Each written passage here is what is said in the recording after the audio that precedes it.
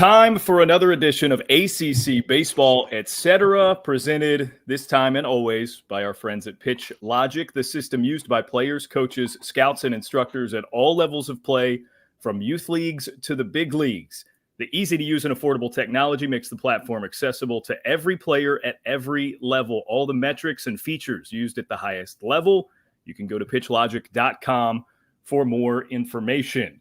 Daron Vaught here. Danny Graves is with me. We've got a third with us that we're very excited about. He's very excited about it. We are excited about that. It is star pitcher for the Duke Blue Devils, Charlie Beilenson, on the show today. Chuck B, how are you, man? I'm doing pretty good. Thanks for having me on. Chuck B, is that what we can go with? Is that what people call you? Yeah, I mean, the Chuck name has pretty much been adapted at every level of baseball I played, and baseball is where it originated, so I'm all with it. I love it. I love it. Are you playing amateur historian with that nugget? Chuck is where baseball is where the Chuck nickname for Charlie originated, or are you saying that's just specifically for you? Specifically for me. I had not heard that one before until high school, and I introduce myself as Charlie every time. But it's pretty much within the first day of practice, I'll be called Chuck. So sure, yeah. It's one fewer syllable. It's just easier. It's easier. Yeah. It flows. Charlie, before we really get into this, I've got I need to give you an apology, because I am the reason, apparently, that you have walked batters this season. You did not walk a batter until the Wake Forest series, and I was on the call there. I was accused of giving you a jinx by saying he's not walked a batter this season, and then you promptly walk a batter. So like I said, apparently you would still be at zero walks on the year if not for me. So we'll go ahead and get that out of the way. I've been meaning to address that with you. So I got you. That's on me. That's my bad. Tapping my chest, just like you would to your teammates. Yeah. That's my bad. I love this sort of closer synergy I've got with you and Gravy. I'm sure he'll have more nitty-gritty pitching questions. If you would, though, Charlie, would you remind us of your journey to Duke? Because it's a bit of an unlikely story. My understanding is it was sort of a question mark whether or not you would even be part of this team, sort of beginning there, right? Obviously transferring from Brown and then starting with the Blue Devils. Just remind us what that transition was like. Yeah, I mean, well, even from high school for me, I loved baseball. Like, more than anything, what I wanted to do was play the game of baseball. I didn't really care where or what it was. My family background is not much of like a sports baseball upbringing, so I was kind of just going through the motions, playing high school baseball. Got lucky enough, got recruited out of one of those showcases to go to Brown. And then even at Brown, I was just kind of happy, loved playing baseball, loved being there. Didn't want to stop, had my 2 COVID years, and Duke was my dream school. My dad went to Duke, shot out some emails. Coach Paul had responded, said, yeah, we'll give you the opportunity, come on out. And so I showed up on campus, was given every opportunity that every other guy was as well, and just tried working my way from there. So yeah, that's pretty amazing. If I'm wrong, you were technically a walk-on when you came to campus. I believe so. There was not a ton of details going into it. I liked the academic program I was going into anyway. It led into an MBA, so I was like, worst case, I get cut. If the whole baseball thing is not going to work out, if I'm not going to be good enough to play, then play at a professional level, then I probably won't be good enough to make the Duke team anyway. So I better get a master's degree. That helps on both ends. But, I was trying to follow the dream of playing professional baseball, and, Duke felt like the best option overall to get me there if it was going to happen, So that's interesting. You're probably the smartest closer that's ever been a closer in the history of baseball. To go to the Ivy League and you've got your MBA. You said you've already got your MBA, or you're working on it? I am approximately 2 days away. So, oh my gosh. Oh, yeah. That is unbelievable. So I was reading that your dad went to school there. So your whole time, even before you went to Brown, your aspirations were to go to Duke? I mean, yeah, I never saw myself as good enough to play at the ACC level in high school. I mean, I pitched my senior year 20 innings total. So I knew if I wanted to play baseball, which I really did, that I would not be going to Duke. I obviously like emailed them and was like, "Hey, I want to go to Duke," and they're like, "That's cool." So does everybody else, they said, right? Exactly. What? You're a high academic kid and want to go to Duke because we're good at baseball too? Yeah. But yeah, I mean, I've been just a Duke fan my whole life, especially Duke basketball. And so I've just been following the whole time. And I mean, getting to go to Duke was just an unreal opportunity. So you broke the program record last year for appearances, and you since then have become this sort of go-to guy for Chris Pollard, for BK, and the pitching staff as a whole. How many times in the past 2 seasons have you just been told, "Hey, you're on the shelf today. You're not an option"? Because does it get to a handful? That doesn't really happen. And that's the very few, like even this past weekend, I threw 4 innings on Friday. BK, the next morning he's like, "Let me know how you feel." It was 51 pitches. And I'm like, that's nothing. So I was warming up in the last 3 innings of that game to go in before my arm, like the third time warming up, it started, getting tired. And that's when I had to be like, all right, I don't think it's going to work. But then I was back up the next day. And then again, yesterday, they were like, "Let us know how you feel." And I think I've kind of mastered, I know where I get sore, how I get sore, and how to fix it. And I can pretty much bounce it back from wherever, especially just to get, 1 inning off the mound. The adrenaline gets flowing, and that's all that matters. So once I get into that state, I'm all good. Yeah, the adrenaline, sometimes you just don't feel it, even if it hurts. You don't feel it. Exactly. So have you mastered the art of dry humps? Because you said the third time you really started feeling it. Like, so do you have a certain routine? Like after that first time you get hot, ready to go in the game, okay, sit down, Chuck. Then you get back up. Is there something like you do differently the second time and then the third time? Yeah, I mean, because it's like pretty close together at the end of the game, I don't need many throws by that point. I typically pride myself on, I can be hot, you'd say, Chuck, in the game, and I'd be happy to just walk on the field. 8 pitches is all I need. But at that point, I think, in a situation like that, I was kind of playing it safe. Once things start getting tight, I feel like is the danger situation. Tired or sore is different, but tight is where, I'm like, I try to cut it off and play it safe. So, yeah. I want to go back to last season, which sort of in turn makes it a question about this season. Brady Kirkpatrick, your pitching coach there at Duke, it was his first season there last year. You guys sort of made this name for yourselves throughout college baseball as the team that doesn't have a rotation and is just kind of making it work. And roles are ambiguous. Everybody's sort of in this fluid situation, and guys just embrace their time to go.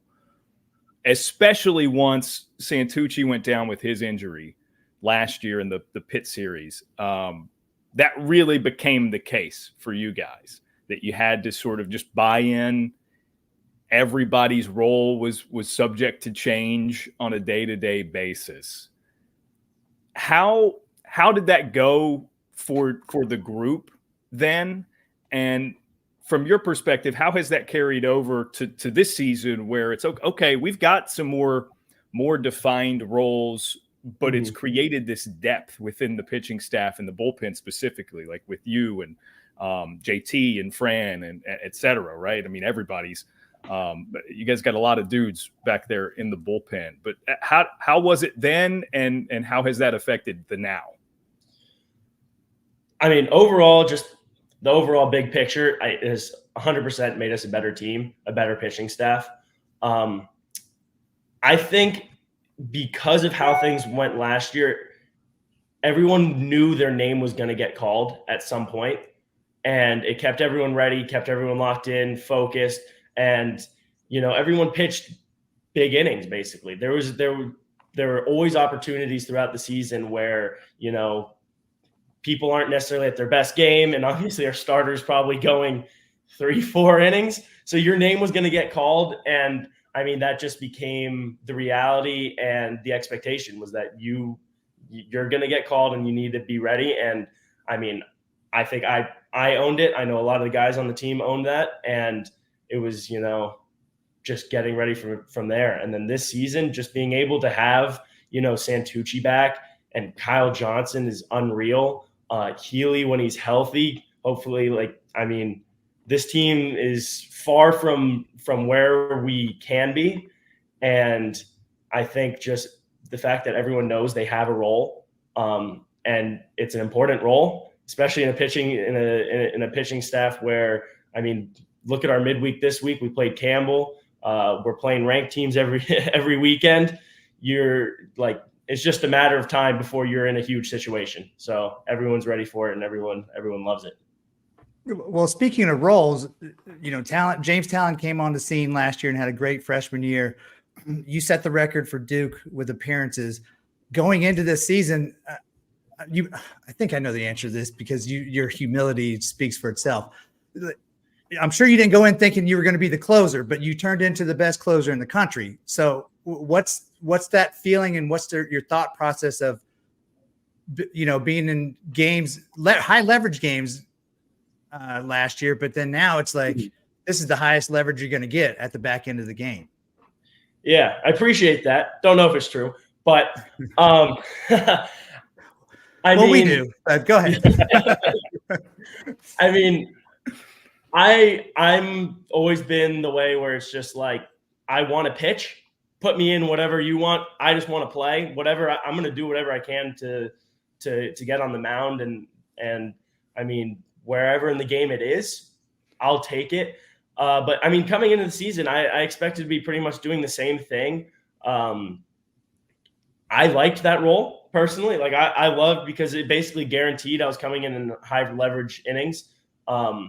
And obviously the closer role does the same, but Talon's so freaking good that I never expected to be here myself. But they wanted to try some things out with Talon too to come into the season. And it just happened that the first week I got a couple saves. The next week I got a couple more, and it kind of just stuck from there. So wait, a couple? Didn't you get 4 in the first week of the season? What do you mean a couple? I think I ended up with 8 through 4 weeks or something like that. Yeah. And then absolutely plateaued, gaining 5 wins over over my next decisions after that, which is pretty funny. But I've always loved the closer role. In high school, I was a closer. At Brown, when we win games, I led the team in saves. I think it's the best position in all sports. It's that gets the adrenaline going. Nothing else gets the adrenaline going coming in the 9th inning of a 1-run game. It's unreal, especially in some of these places we play. Yeah, and would you tell people that it's not the same as pitching in the 8th inning? The 9th inning is always different. That's why only certain people with certain mentalities. Because, and this is not a knock on you, you don't throw 100 miles an hour like a lot of closers expect to throw. So, but you have the mental side, and you have the ability to pitch in a big time situation. Explain to people what your thoughts are on that. Yeah, you put it perfectly. It definitely takes a lot more coming in the 9th inning. I remember the NC State game this year that did not go so well in the 9th inning. And it's just something that you have to be able to throw without for me, it's hard to put into words. For me, it's throwing without knowing what else is going on. It's just getting between me and the catcher, which when you're in other innings and there's more game left afterwards, you have some, I guess, safety net in mind. The 9th inning, it's just you and the catcher. I'm trying to get the ball to your glove and nothing in between. So and again, once the adrenaline's going, there's nothing else I'm thinking about, nothing else happening. And I will note that when I was at Brown, I think I learned a lot of the tools that it took to be really good in that role. My pitching coach there really focused on the mental side of pitching. And when you're in a place like Brown, which like you're not necessarily winning a ton of games, it can get tough. It can get mentally frustrating, and knowing how to focus on what you can control, what you need to control, was a really important tool to learn there. And I've been using it all the way through here at Duke. Yeah. I love the Freudian slip there. I don't know if it was intentional, but you said the adrenaline is throwing, which I'm sure it feels like, right? It is. Honestly, I did not mean to say that, but it really is. You're right. That's the way I describe it to my teammates. Like, how come you don't get sore? It's like, I promise you, I'm not pitching with my arm. I am just, the body throws the ball and it just, everything else follows. You talk about your time at Brown. We've got to get into this Ivy League to Duke pipeline. Like, I think academically it makes sense to all of us. But Charlie, I got to let you know, when I did summer collegiate baseball, there's a guy who works in the front office for the Blue Jays now named Joe Sclafani. He was a great middle infielder at Dartmouth in his playing days, and he was on our team in Morehead City, North Carolina, the Marlins of the Coastal Plain League.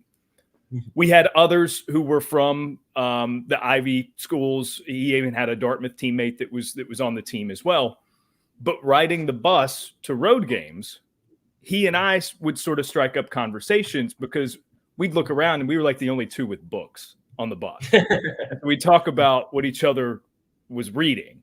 When you get, Ben Miller on campus and a big part of this team and a vocal leader of this team, Logan Bravo, a couple other Ivy League guys. And again, this is something that Chris Pollard and his staff have utilized for several years now, sort of this Ivy to Duke pipeline.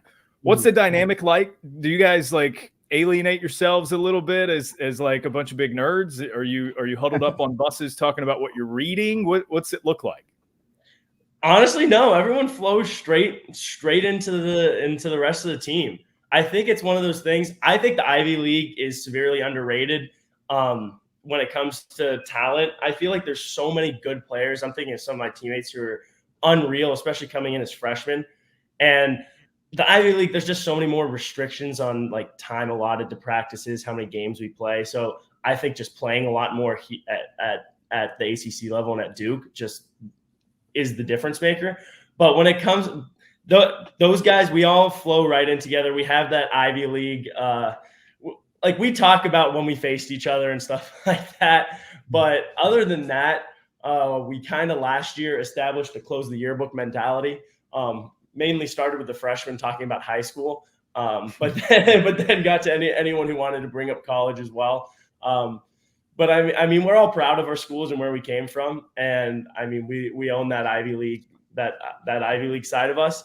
But I mean, other than that, we're just regular teammates, just along the lines of the rest of them. So I love. Don't ever let me go from that to the blue collar identity that this Duke team has, right? So it makes sense that you guys would just sort of fit in with everybody else and put on the hard hats, so to speak, and get to work with these guys. Also a big fan of the close the yearbook mentality. That's good. Maybe go ahead. Yeah, except don't let me ever go to an Ivy League school because everybody will know that I was an Ivy Leaguer. Just saying. Hey, Chuck, so tell me about your changeup, dude. It is absolutely filthy. How long have you been throwing that? Did somebody specific teach you, or is it just something you figured out on your own? I'm going to shout out my high school teammate, Patrick Collins, for teaching me this. This guy won, we were in the Mission League Pitcher of the Year. It was our junior year, and in our league was Hunter Green. So he won the Pitcher of the Year over Hunter Green that year. And this kid threw the grossest changeup you've ever seen. So since then, all I've done is tried to mimic what he did. He was double jointed, so he was able to get a little more, but he basically threw a backwards curveball, and knowing how effective getting that reverse drop and that kind of movement, I've just mimicked it ever since. And I think I've thrown it pretty well my whole career. It was just realizing that, the changeup can be a 50% of the time pitch. And obviously when you start throwing harder too, it just makes the changeup that much more effective. So I think just from there, Jackson Emis on our team throws an insane changeup. So me and him bouncing back and forth, trying to figure out, not necessarily playing around with grips per se, but like release points, kind of just knowing, like at this point, I think I have it down. I know exactly how I want to hold the ball every time, where it used to be kind of an uncomfortable pitch to throw. I mean, having it so like deep in your hand, touching so many fingers, it used to be like, how do you find the same release point? Even if you do, it comes out crazy. 6 years of college baseball, I think I finally figured it out. So that's basically it. It's pretty gross, just so you know. Thank you. I mentioned sort of the team identity there at Duke. What would you say is your favorite part of playing for Chris Pollard, playing for that program? What stands out? I mean, I absolutely love our team and the energy we bring every day. And the best part about it is how behind it Pollard is. All the goofy stuff we say, we do. I mean, he might make a face like, oh my God, I can't believe these guys are doing this kind of stuff. But he absolutely knows this is how college baseball works. This is how teams bond. And I mean, the way we play Mafia in the back of the bus, just the absolute yelling and chaos. I mean, if I were a coach, someone his age, trying to get work done on the bus, there's just absolutely no way I'd want everyone screaming like, the bloody murder we do, yelling at each other and going at each other's throat in a game of Mafia in the back of the bus. But I mean, he just owns the culture. He owns what all what we want to do. And our assistant coaches, all up and down the coaching staff, ET, Blank, Coach Sack, who's new, and of course BK. Just youthful energy that they understand how college baseball works and what creates success and how to build teams. And it's just from last year till now, it's just been building on that, and I think we're in a good place. Gosh, so. You just need a chance to play. I know you're not thinking about it now, but I need you to get a chance to play professional baseball, because you have that mentality and you have that the kind of it factor. Forget stuff, but like you've got the right mentality, so don't change that. But when your career ends after a while, you have aspirations of going into the media, because you sound like you love this stuff. I do. I have absolutely no idea how to get into that. The business school to media streamline, I don't know if that really exists. So if I could somehow find it, I'd love to. But the economics undergrad degree and where I am now, my strong suits are probably somewhere else. At least I thought, but I'd be open to whatever. Yeah. I just want a job. I'm trying to make a living. That's all I'm looking for next. It can always be like a side thing. You know what I mean? Yeah, like you hop on with some schmuck like me to call a game every now and then you're doing whatever with your MBA during the day. It's like a 9 to 5. Awesome. That'd be all right. All right. That would be awesome. Yeah. Don't give me too many ideas. I want to circle back, Charlie. You mentioned Chris Pollard and sort of the way he might or may not see you guys and sort of the fun you're having on the bus, etc. To what degree do you sort of realize in the moment that, and I think he would, I've had plenty of conversations with Chris over the years, Coach Pollard for your sake, over the years. And I think Coach would say for sure that is part of an evolution of his own. Right. And I think last year, especially, he became very aware of that. The sort of, it's the cheesy in the movies, right? Like, yeah, I was supposed to coach them or teach them, but they were teaching me, right? But there's some truth to it, and I think there's an evolution with Coach Pollard, with the guys on his staff. It's just, but it's all the dynamic of progressively throughout a season, throughout multiple seasons, teams coming together, figuring out who they are. I say all that. You guys are just having fun and playing baseball, and you're throwing when your name is called. Mm-hmm. Is there ever sort of like a pull back the scope realization of, hey, this is what's happening. This is team chemistry building. This is us, growing something special aside from the day in, day out. Absolutely. I mean, being able to play part of two different programs, you really see, the pros and cons of both. And I think one of the best things that we do well here is, letting the kids be kids, letting the players be players, and letting them kind of govern themselves, obviously to the sense of like team chemistry wise. But I mean, Coach Pollard will also be the first person to tell you the youthfulness in the coaches that he brought in is just a huge part of it. I mean, they play Mafia with us on the occasion too, and they love it just as much as we do. I think they get a little antsy wanting to get back there at some points.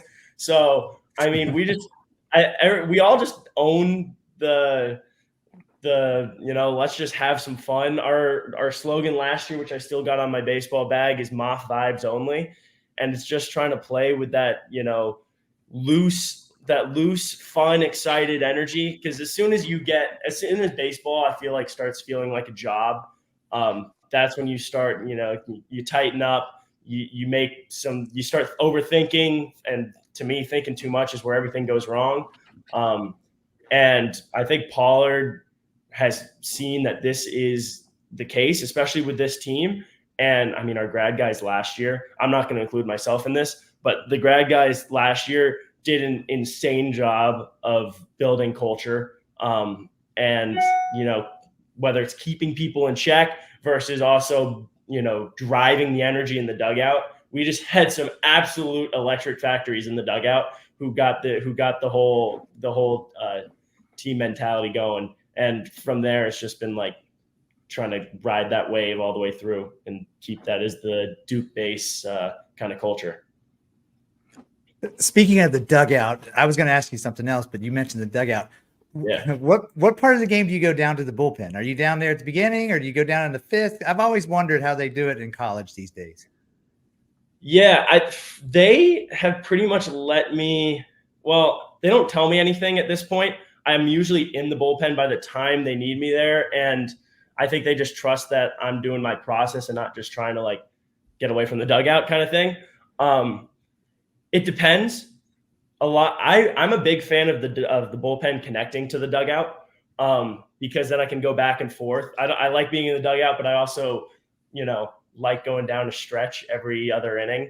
But typically by the fourth, fifth inning, I will either be in the bullpen if it's disconnected to the dugout, or heading back and forth quite frequently just to go through all my stretches.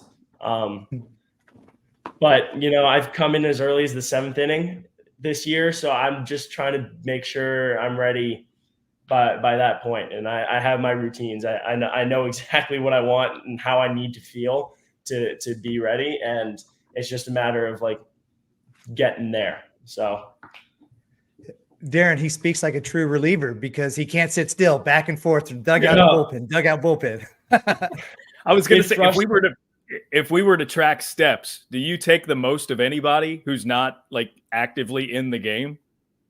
Yeah, I would probably say so. My athletic trainer and my strength coach, my athletic trainer more is concerned about how much I move around and how much stuff I'm doing throughout the game. He's like, if you keep tugging on that stuff, if you keep rolling that out, it's just gonna hurt you more. Which he was right. I ended up. I mean that Clemson second game to NC State was. I also had overdone some stuff and my arm was not in good shape. But it's just been learning. It's been a learning curve. I have never thrown even close to this much before. So staying hot and knowing that I can go into the game is just so exciting that, I mean, I got to be doing something. I mean, cheering for my team is absolutely part of it, but I got to get the body moving and I mean, jump around. I got to do something. I can't sit still. That's for sure. Are you having a hard time sitting still through this interview right now? Is that? Yeah. I feel like I want to move with you. Like I can't sit still either. Talking baseball is gets me going. It gets the juices flowing, you know. I love it. Man. All right, Charlie, that's a half hour of your time on your off day, albeit. So we do appreciate it. You guys have a top 10 matchup against Florida State this weekend. So those watching or listening, if you're in the area, get to Coombs, check out some really good baseball. I'm sure you'll see Charlie Beilenson throw a time or two at the very least. You've had some series where you've thrown all 3 games. But Charlie, 2 innings each game against Miami, just to let you know, if you didn't know that, Darren, that's unbelievable. Fun. That was fun. Awesome. He says, I love it. I mean, that's what I live for right there. Great stuff, man. Charlie, congrats on all your success. We appreciate the time. Best of luck with the Blue Devils going forward. Obviously, us being ACC guys, we love to see the success you guys are having there. I'm sure this weekend will be a lot of good baseball and a lot of fun. But thanks again, Chuck. No, thank you guys, and for everything you guys do. Appreciate it. Thanks, Chuck. Hey, and don't big league us when we see you at the tournament, okay? Of course not. Act like we're friends still. Of course. Awesome. I'll see you guys. Awesome. Thanks, Charlie. Yep. Take care, guys.